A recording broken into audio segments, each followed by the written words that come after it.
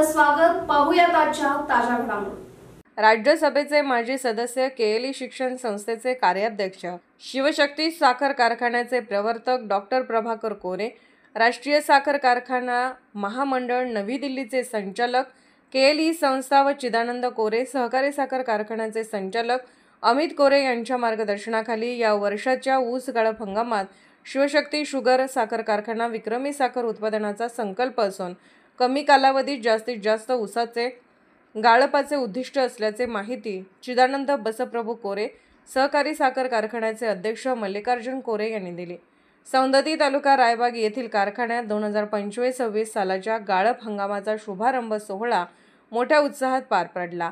प्रारंभी पूजाविधी चिदानंद कोरे, सहकारी साखर कारखान्याचे अध्यक्ष मल्लिकार्जुन कोरे यांच्या हस्ते पार पडले.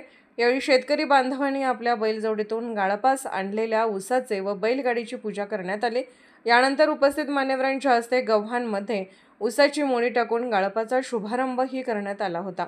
या कार्यक्रमाला चिदानंद कोरे, सहकारी साखर कारखान्याचे उपाध्यक्ष तात्यासाहेब काटे, संचालक भरतेश बनवणे, अजितराव देसाई, भरमगौडा पाटील, चेतन पाटील, मल्लाप्पा म्हैसाळे, महावीर कात्राळे, अण्णासाहेब इंगळे, माजी संचालक रामचंद्र निशानदार, अंकली ग्रामपंचायत सदस्य सुरेश पाटील, शिदगौडा मगदूम अप्पासाहेब पोळ, पिंटू हिरेकुर्बर, शिवशक्ती शुगर साखर कारखान्याचे प्रमुख बी.ए. पाटील, एम.एस. मुल्ला, मुरली, राजा नुगम, पांडू बडगनावर, केशव प्रसाद, संजय यादव, विजय पाटील, बी.एस. मुदोळ, एस. बेळसे, सतीश पाटील, सदाशिव निपाणी यांच्यासह ऊस उत्पादक शेतकरी व प्रतिष्ठित नागरिक मोठ्या संख्येने उपस्थित होते.